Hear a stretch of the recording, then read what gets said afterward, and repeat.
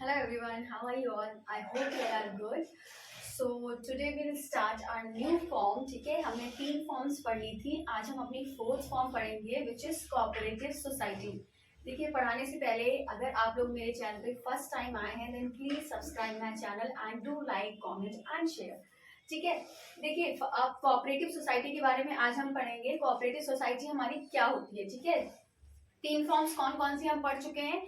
First one is sole proprietorship, partnership and Hindu undivided family. ठीक है, आज हम पढ़ेंगे कोऑपरेटिव सोसाइटी के बारे में.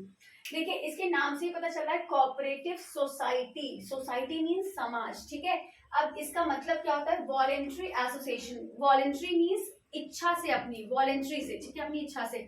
voluntary association of persons who join together with the aim of members welfare is known as cooperative society. मतलब कि वो सोसाइटी जो क्यों बनती है, वेलफेयर के लिए. किसके वेलफेयर के लिए? जो उस सोसाइटी के मेंबर्स हैं. ठीक है, उनके क्या होता है, उनके वेलफेयर के लिए ये सोसाइटी बनती है. लेकिन इसमें कोई बाउंडेशन नहीं होती कि हाँ आपको करना ही है. अपनी इच्छा से आप आ सकते हैं, अपनी इच्छा से आप जा सकते हैं. ठीक है, तो ये होती है हमारी कोऑपरेटिव सोसाइटी. अब इसके लिए देखिए, इस सोसाइटी को बनाने के लिए क्या क्या चाहिए होता है. First one is registration compulsory under cooperative societies act.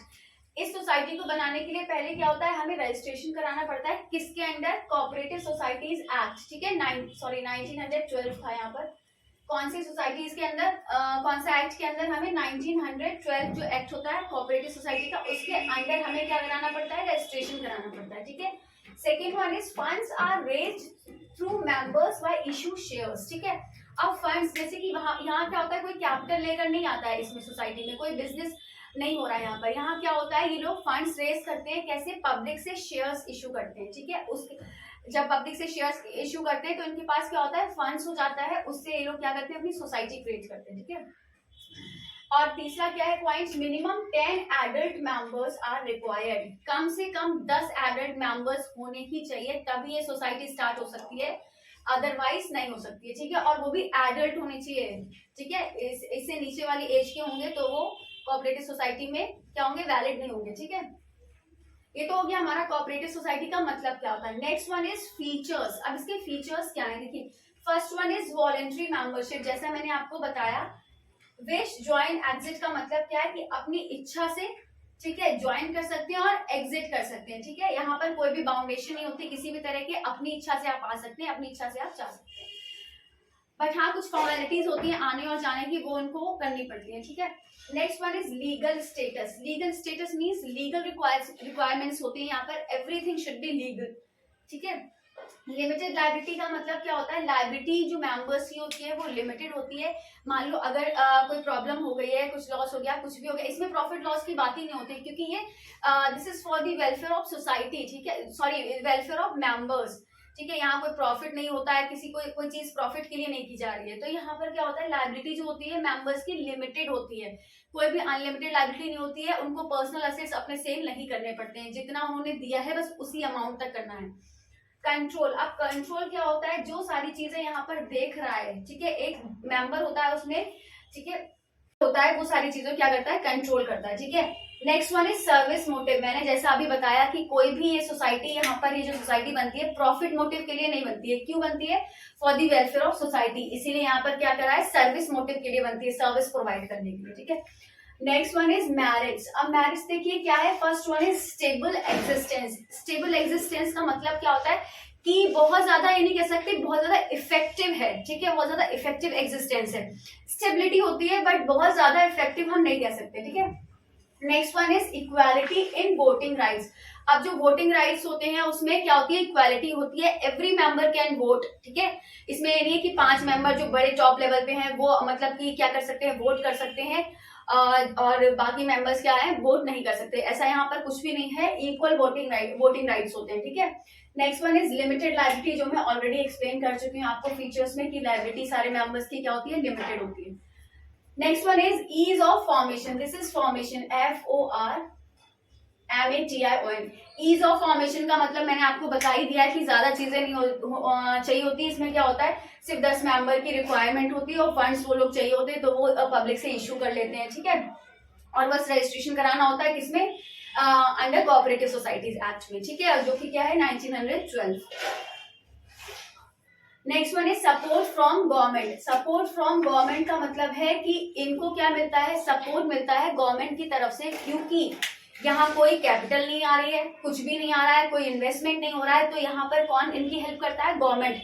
इसलिए हेल्प करती है क्योंकि ये वेलफेयर के लिए बनाई जा रही है, ये किसी के मेंबर्स के वेलफेयर के लिए बनाई जा रही है, ठीक है, इसीलिए गवर्नमेंट इनकी हेल्प करती है। तो ये सारे हमारे मेरिट्स हो गए। नेक्स्ट वन इज हाँ, जैसे कि इसमें सपोर्ट फ्रॉम गवर्नमेंट में 3 पॉइंट्स है, वेलफेयर, टैक्स, सब्सिडीज प्रोवाइड करती है गवर्नमेंट, टैक्स में थोड़ा रिलीफ देती है, और वेलफेयर तो पता ही आपको, ठीक है। नेक्स्ट वन इज लिमिटेशंस और डीमेरिट्स। अब इसके लिमिटेशंस और डीमेरिट्स क्या होते हैं। First one is limited resources. जैसा मैंने आपको बताया कि लिमिटेड रिसोर्सेज मतलब कि सिर्फ 10 मेंबर्स होते हैं और उनके पास कोई भी कैपिटल वगैरह कुछ नहीं होती, ना ही वो लोग कुछ इन्वेस्ट करते हैं, तो रिसोर्सेज की बहुत ज्यादा कमी हो जाती है, लिमिटेड रिसोर्स होते हैं यहाँ पर, ठीक है। Next one is inefficiency in management. Management efficient नहीं होती है क्योंकि इसमें कोई सिस्टमैटिक वे नहीं होता है कि हाँ सारी चीजें सिस्टमैटिक तरीके से चल रही हैं, या कोई भी प्रॉपर वे नहीं होता है, हम लोग ये कह सकते हैं कोई भी प्रॉपर वे नहीं होता है काम करने का, तो सारी चीजें क्या होती है, मैनेजमेंट इफेक्टिव नहीं होती है इसमें, ठीक है। Next one is lack of secrecy. Lack of secrecy का मतलब है अब यहाँ सारा चीजें इनफॉर्मली हो रहा है, कोई कुछ भी फॉर्मली नहीं हो रहा है, ठीक है। अब जहां पर एक से ज्यादा लोग होंगे तो वहां पर सीक्रेसी मेंटेन करना बहुत मुश्किल हो जाता है, क्योंकि देखिए अगर मुझे कुछ बात पता चली है तो अगर वहां पर ज्यादा लोग हैं तो ऐसा जेन्युइन होता है कि वो इंसान दूसरे को बताएगा ही बताएगा, ठीक है। तो यहाँ पर सीक्रेसी मेंटेन करना बहुत मुश्किल होता है। Next one is differences in opinions. Differences in opinions मतलब कि क्या हुआ, जैसे कि ज्यादा लोग होंगे तो सबके अपने अपने ओपिनियंस होंगे, तो सारे ओपिनियंस क्या होते हैं, मैच नहीं करते हैं, आप किसी का कुछ है किसी का कुछ है, तो वहां पर कॉन्फ्लिक्ट्स भी हो सकते हैं, ठीक है। तो यहाँ पर इसीलिए ये भी एक डीमेरिट है। तो ये सारे हमारे मैरिट्स हो गए, डीमेरिट्स हो गए, और हमने कोऑपरेटिव सोसाइटीज के बारे में पढ़ लिया, ठीक है। अब यहाँ पर क्या होता है, बहुत सारी अलग अलग तरह की सोसाइटीज होती हैं जो कि हम इसके बाद पढ़ेंगे, ठीक है। तो देखिए अब देखिए हमारे यहाँ पर 6 तरह की कोऑपरेटिव सोसाइटीज होती हैं, ठीक है। देखिए फर्स्ट कौन सी, कंज्यूमर कोऑपरेटिव। कंज्यूमर कोऑपरेटिव मतलब आपको वर्ड से ही पता चल जाएगा कि ये किसके वेलफेयर के लिए। ये सारी जो भी सोसाइटीज हैं ये मतलब कि इन सारे जो भी मेंबर्स है, कंज्यूमर है, प्रोड्यूसर है, या फिर जो भी है, उन सबके वेलफेयर के लिए बनती है, ठीक है। First one is consumer cooperative, मतलब कि कंज्यूमर कोऑपरेटिव मीन्स जो कंज्यूमर के वेलफेयर के लिए बनी है, ठीक है। फर्स्ट वन इज देखिए meaning is form to protect the interest of consumer. Form to protect the interest of consumer, ठीक है। किसके वेलफेयर के लिए बन रही है, जो कंज्यूमर के लिए। Aim is to achieve economics and scale by eliminating middleman.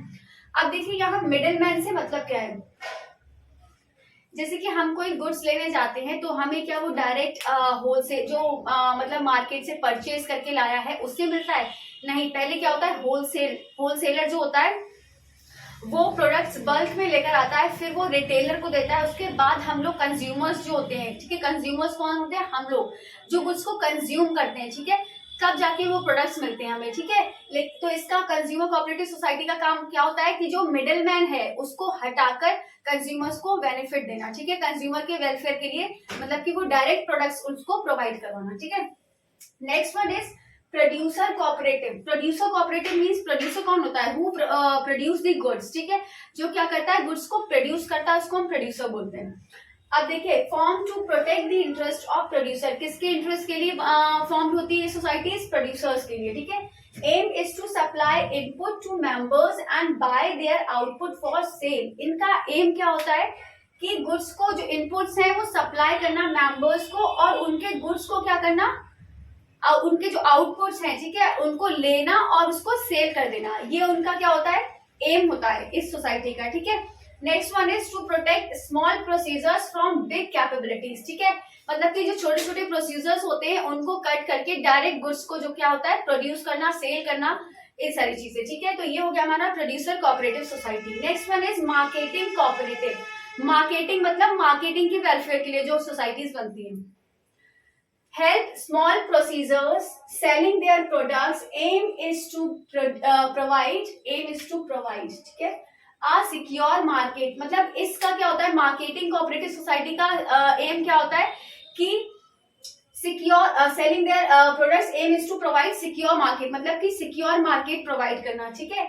also performs other functions like warehousing and transportation. warehousing का मतलब क्या होता है और ट्रांसपोर्टेशन का मतलब क्या होता है, जैसे कि अब गुड्स जो प्रोड्यूसर बनाता है कि सारे एक साथ सेल हो जाते हैं, नहीं होते, वो हमें स्टॉक में रखने पड़ते हैं, क्योंकि क्या होता है कि सारे गुड्स अगर सेल हो जाएंगे तो जब मार्केट में डिमांड और सप्लाई जब भी चेंज होती है तो उसके अकॉर्डिंग गुड्स को निकाला जाता है, ठीक है। तो वो स्टॉक रखने के लिए क्या चाहिए होता है हमें, वेयर हाउस, ठीक है। तो ये जो सोसाइटी है वो वेयर हाउसिंग का काम भी करती है, वेयर हाउस प्रोवाइड करती है, जिससे कि जो प्रोड्यूसर्स हैं वो अपने गुड्स कहाँ कर सके, स्टोर कर सके उसमें, ठीक है। और ट्रांसपोर्टेशन मतलब कि जो गुड्स इधर से उधर जाती है वो अपने आप तो नहीं जाती है, उसके लिए हमें क्या चाहिए होता है, ट्रांसपोर्ट चाहिए होता है। तो जो ट्रांसपोर्टेशन फैसिलिटी है वो भी ये सोसाइटी, मार्केटिंग कोऑपरेटिव सोसाइटी क्या करती है, प्रोवाइड करती है, ठीक है।